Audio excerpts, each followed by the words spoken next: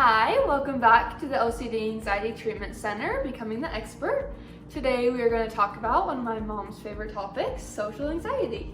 Yes, this is one of my favorite topics because it's really near and dear to my heart because all of us have experienced this. For sure. And I feel like this is something that I personally really struggled with, and it made my world feel really small for a long period of time.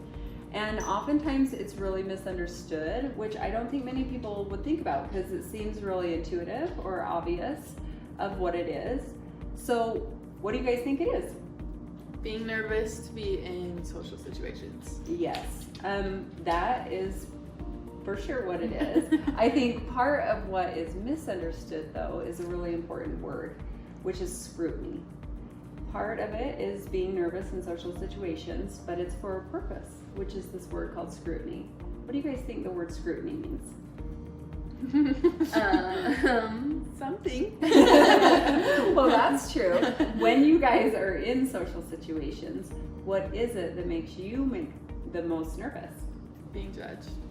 Yes, absolutely. And that is what the word scrutiny means, is that fear of judgment. You feel like people are looking at you, or that you might be embarrassed or humiliated.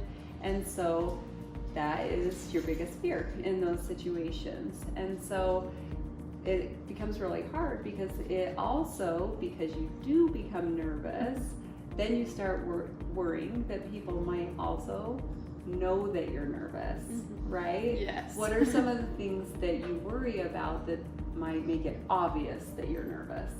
My face going red. red. Yes, I think that is the biggest thing, and especially because we're blushers, right? Yeah. So in those social situations, we're like, oh my gosh, my face is gonna go red. I might have to answer a question in class and all of a sudden my face is gonna go red. And then you're sitting there and you haven't even been called on yet and your face is bright red. And you're like, oh no, and so it makes it happen. And because of that, a lot of people, because they are nervous in those social situations, what might they start to do? This is common in all of the anxiety situations that we've talked about. What might they start to do because of that? Probably like avoid situations. Yes, perfect. They start to avoid social situations. So those are really common characteristics of social situations. The fear of anxiety, or that fear and anxiety in social situations because of the scrutiny or judgment of others. And then you also start to fear that you're going to look anxious in those social situations. And so therefore you're probably going to start avoiding them as well. And in almost every situation that you're in, social situation, it is going to provoke some kind of fear. Yeah. Tell me how often you guys have felt this. Quite often. Yeah, quite often, right? Yes. So tell me, what are some of the things that you guys might have done, because you guys know me by now. What are some of the things you guys have done to make it so that you still engage with social situations? Maybe like have a buddy with you. Oh, I love that. Make sure you have a friend. Yeah. A companion has So always you don't helped, feel alone. right? Yeah. Yes, very good. For sure. Maybe other things. Just something that makes me feel comfortable. Yeah.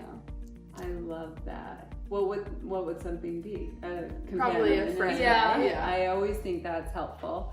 I want you guys to think about something we've talked about a lot, which is mindfulness, right? In almost every segment, this is something that we discuss. And that is, in anxiety, so often we worry about the things that might happen.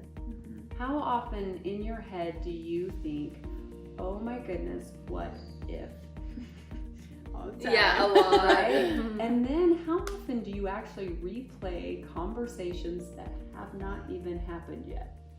A lot. Yeah. Or how often do you replay conversations that have happened? Did I sound okay? Did I sound stupid? Did I, and they just replay in your head over and over again. Yeah.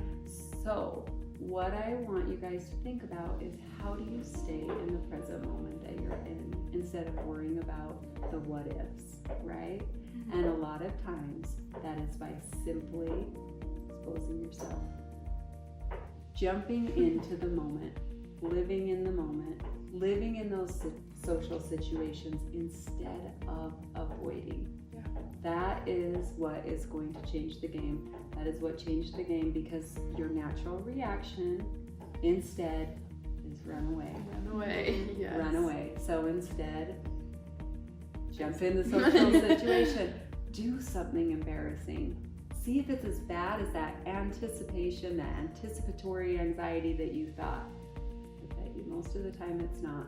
People actually like a little bit of genuineness because they're not perfect either, That's right? true. Yeah. So that's my challenge for everyone this week is jump into a social situation and do something a little bit embarrassing this week. And we'll see, because I'd like to do next week's segment on some more misconceptions of social anxiety, because there's quite a few. Does that sound all right? Sounds And I'm good. going to check in on what you guys did that was embarrassing. Okay. Since we all deal with this a little bit, you guys know that now I love to do something just a little awkward on a regular basis, right? Always. I always keep myself in check that way. Yes. So I challenge you guys too. What are you going to do embarrassing this week? Thanks so much for tuning in, and we'll see you next time. Bye.